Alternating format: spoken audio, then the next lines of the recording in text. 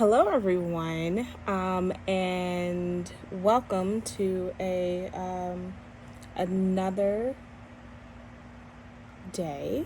I guess it is July 11th or something, and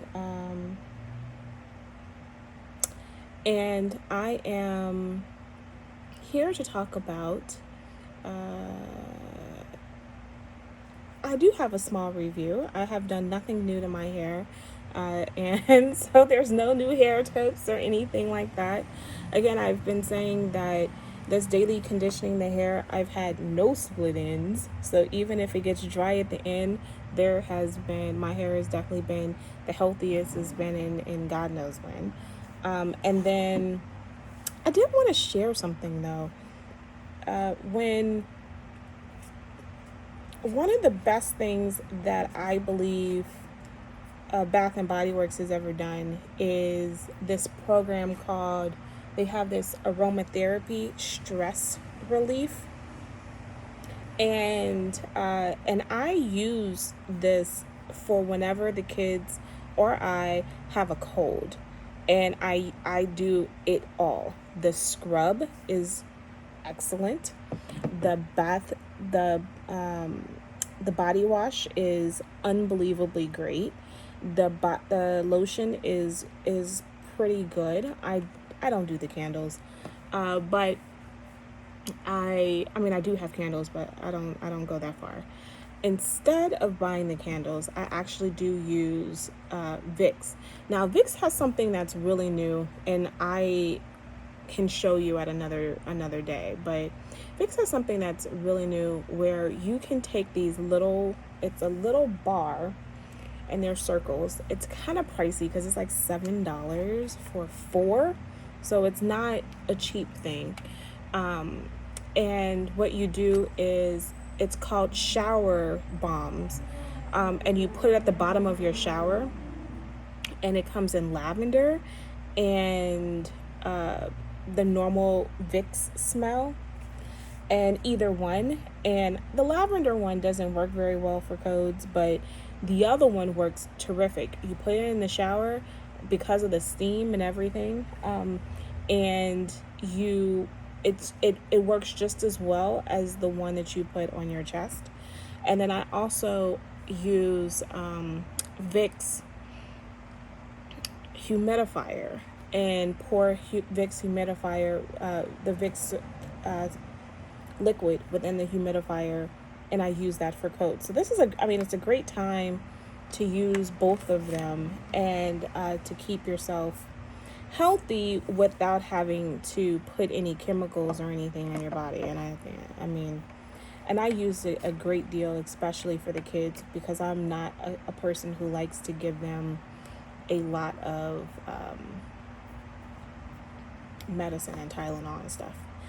By the way, since the kids have been home from school, they have had 0 colds, not a cough, not a sniffle, not a nothing. And so the same thing for me.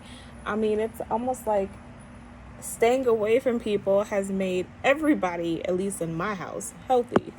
So I'm kind of, even though the kids should go back to school, I'm kind of like, do they really have to?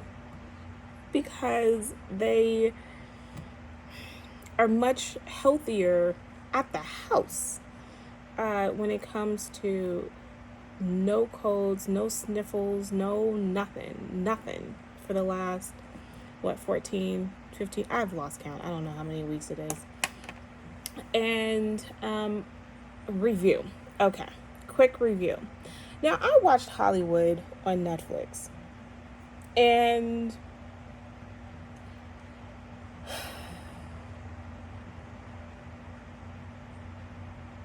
I don't know what to say. Episode 1, I was kind of like, wait, what? We turning tricks out the gas station? Is this what we're doing? And I guess a better way to look at this is, you got to be dedicated to your dream, that you're willing to hoe yourself out in order to get a job. I don't think that I've ever been that motivated to hoe myself out for a job. I mean, I guess you could say that this job could be, um, could land millions and millions of dollars for you, and I guess that's a possibility. I guess that's one way of looking at it. But I mean, these people had no talent. Their talent was doing things, sexual favors. They had no talent, no skill, no nothing, and this was their way in making it. And it does put into perspective people like Harvey Weinstein and the hundreds of people, maybe even thousands of people who worked in Hollywood, who used other people's dreams and hopes of making it big as a way to take advantage and having sex with as many people, because they probably would never be able to have sex with with people, period. And I guess you could say everybody, there's a person for everybody.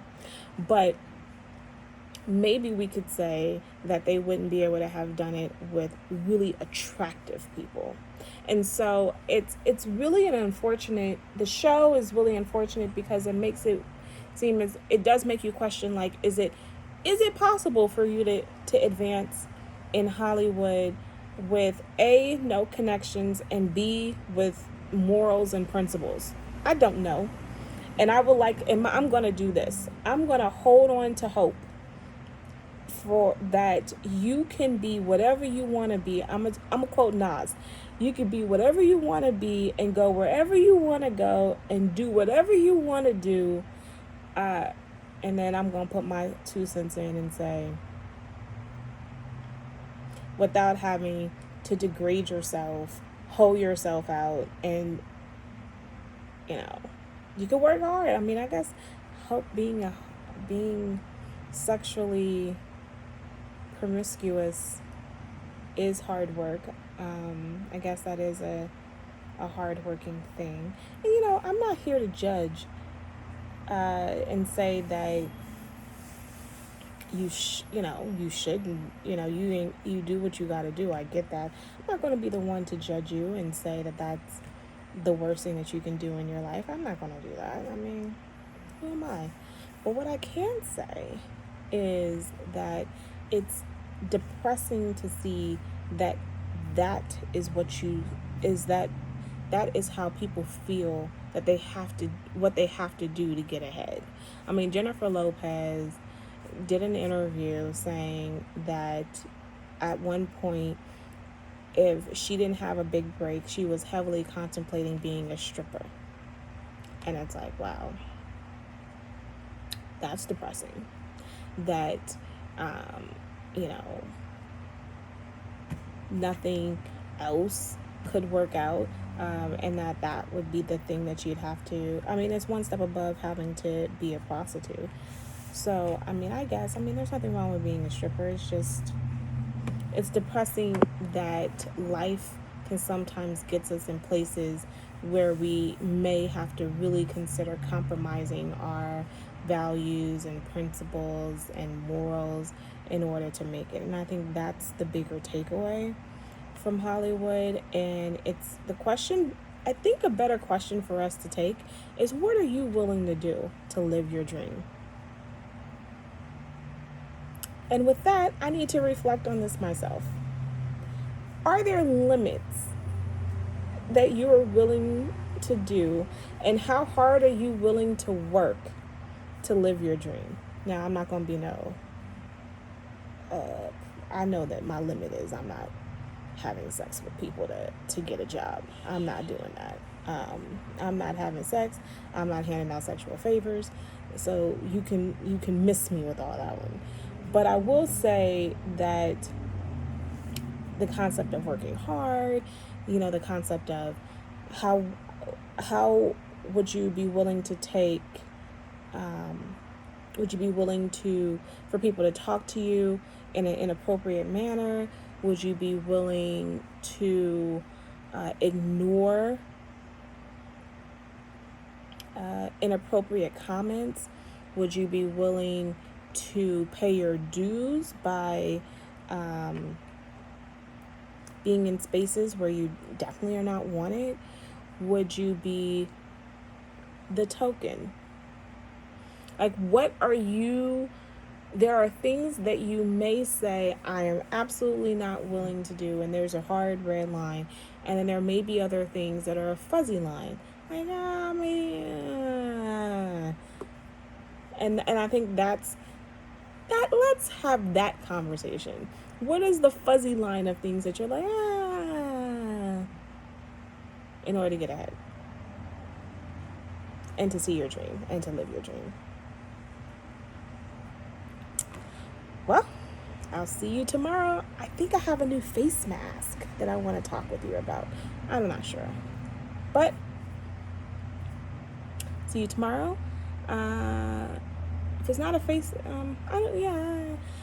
and have a great afternoon.